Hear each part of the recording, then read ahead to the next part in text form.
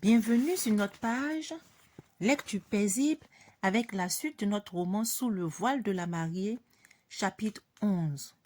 La somme était écrite en lettres sur une feuille jaune estampillée du logo de la clinique. 500 000 francs. En fait, un demi-million. En ce temps de vache maigre, cette somme est une fortune. Kirala n'en revenait pas.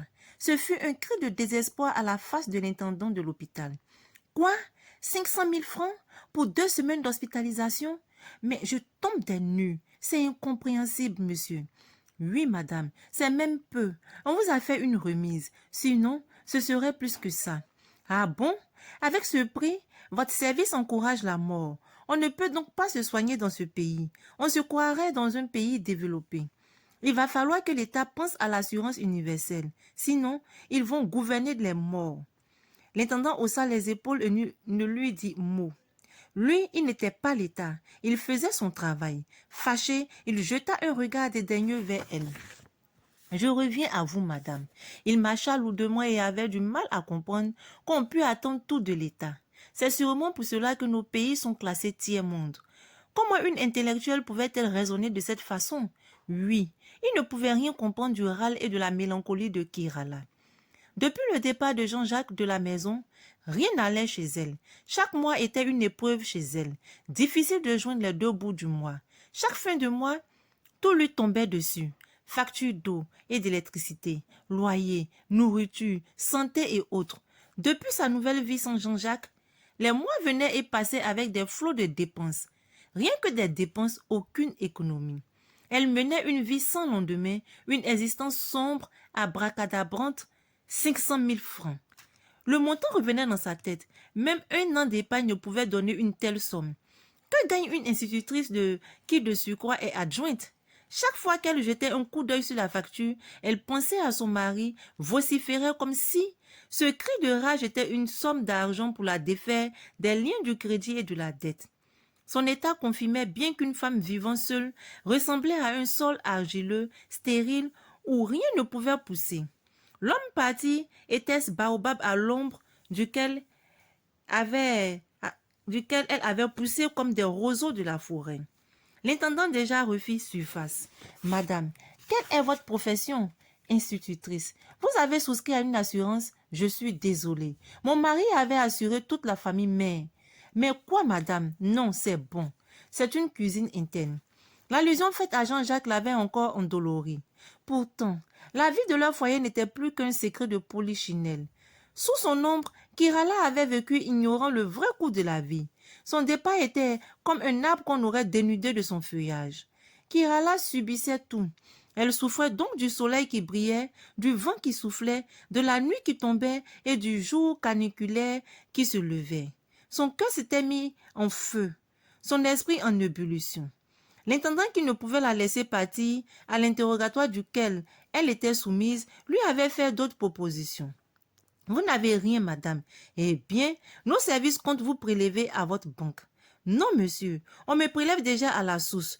Un autre prélèvement sera mortel pour moi. Actuellement, je dois 2 mois de loyer. Elle fouilla le fond de son sac et trouva les convocations des huissiers qu'elle lui présenta. Vous voyez, je dois au propriétaire de maison. Mais, madame, c'est un problème personnel. Je m'en moque. Si vous ne vous exécutez pas, vous recevrez des huissiers chez vous. Cela vous coûtera 3 fois plus cher. Son râle gênant alerta le personnel médical. Son médecin traitant accourut vers elle. Calmez-vous, madame, je vais payer la facture. Kirala s'étonna. Elle avait cru avoir devant elle un autre soupirant. Les hommes fous, on en trouve toujours quelque part. Oui, elle avait cru à l'opportunité d'un soupirant. Sinon, on ne donne pas de cette façon avec une facilité déconcertante une aussi importante somme d'argent à une femme dont on ne sait point épris. Vous allez payer 500 000 francs pour moi? Oui, madame. Son regard avait chassé à vive allure le doigt fluet du médecin. Lui, il n'avait aucune alliance, un célibataire donc. Le seul handicap pour elle, elle était plus jeune qu'elle. Il était plus jeune qu'elle. Mais, s'il voulait bien l'aimer, elle pourrait vaincre cet handicap. Ce sera une belle vengeance sur Jean-Jacques Causier. Mais c'est beaucoup ce que vous allez dépenser pour moi, docteur. La santé avant tout. Son regard vers le jeune médecin était rempli de tendresse. Elle ne cacha plus son amour pour lui. L'homme s'en était aperçu et le coupa l'herbe sous les pieds. « Je suis le fiancé de votre belle-sœur. »« Ma belle-sœur? Oui. Laquelle? Vous êtes l'épouse de l'ingénieur des ponts et chaussées Jean-Jacques Gosier? »« Oui, docteur. »« Vous connaissez Josette Gosier? »« Oui, docteur. Je suis le fiancé de Josette Gosier. » Kirala tika. Elle se souvient du mal qu'elle avait fait à Josette, se rappela la honte qu'elle lui avait infligée. Devant l'ironie du sort se dressait devant elle l'ombre du passé. Là-dedans, elle voyait Josette qui la fixait dans les yeux, qui pleurait, qui quittait la maison, baluchant sur la tête, sous les colibets du sort et du silence des siens, comme un paria. Savait-elle ce jour-là qu'un autre jour, qui n'était pas son allié, allait poindre à l'horizon? On n'a pas souvent conscience de prévoir le retour du mal, quand on est maître du mal. Devant cette générosité qui la gênait, elle ne put lever la tête pour regarder le docteur en face. « C'est elle qui vous a parlé de moi? » « Évidemment. »« Comment? Elle vous aime. Oui, elle vous aime. » Cette phrase fit des vagues dans sa tête. Comment peut-on être aimé par la personne qu'on a chassée et haïe? Par celle qu'on a humiliée? Elle n'avait dit mot devant la moquerie tranquille de la nature. Seulement, des regards hagards jetés sur le docteur. « Mais, elle n'est pas venue à mon chevet. C'est ce matin qu'elle a su que vous étiez à l'hôpital. Elle vient. Je pense dans quelques minutes, elle sera là. » Voir Josette à son chevet était plus cruel que toutes les formes de calamité.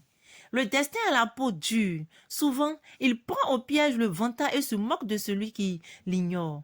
À quoi cela va ressembler quand en face du bourreau se trouve la victime qui lui voue encore son amour? Josette arrivera dans quelques minutes. Entre deux hontes, on préfère la moindre. Celle qu'elle refusait, c'était la justice, le procès, la prison. L'aide de Josette n'était qu'une leçon que la vie enseigne à toute personne qui ne pense jamais devoir à autrui. Merci, docteur. Kirala prit la route. Derrière, non loin d'elle venait Josette Gosier à pas précipité. Le docteur, qui ne savait trop les raisons de son départ hâtif, l'appela. « Madame Gosier, voici Josette. » Kirala n'avait pu jeter le moindre regard derrière elle. Comme un lièvre, elle avait détalé sans crier gare à l'étonnement du docteur à qui Josette non plus n'en avait dit mot. Ainsi s'achève notre chapitre 11. Voyez donc, une femme qui rentre dans le mariage sans rien prendre en compte comme dépense dans le foyer. À peine son mari quitte le foyer conjugal, la voilà dans de beaux pétrins. Elle n'arrive pas à joindre les deux bouts. Elle ne sait pas où mettre la tête parce qu'elle vivait dans l'opulence sans savoir comment son mari faisait, sans discuter déjà des finances avec son mari. Et c'est là l'erreur grave que certaines femmes commettent. Pour ne pas dire certains couples. Bien avant le mariage, on ne discute pas des choses importantes, c'est-à-dire comment gérer le foyer, comment gérer les ressources, afin qu'on ne puisse manquer de rien. Comment faire comment gérer son argent, comment même garder son argent, afin de prendre une partie pour faire les dépenses de la maison. Parce que lorsqu'on est amoureux, on ne pense seulement qu'à l'amour. Ah, il est beau, elle est belle, je l'aime, il m'aime, et on va au mariage, sans gérer les contours du mariage. Et c'est pour ça que souvent, nous rencontrons plein de divorces, comme le cas de Jean-Jacques Gosier et de Kirala. Ils n'ont jamais discuté de comment ils allaient vivre ensemble. S'ils voulaient vivre avec leurs parents, s'ils voulaient vivre de la façon moderne, c'est-à-dire les deux seulement, sans leurs enfants, rien de rien. C'est-à-dire ils sont levés là, ils s'aiment et ils ont décidé de se marier.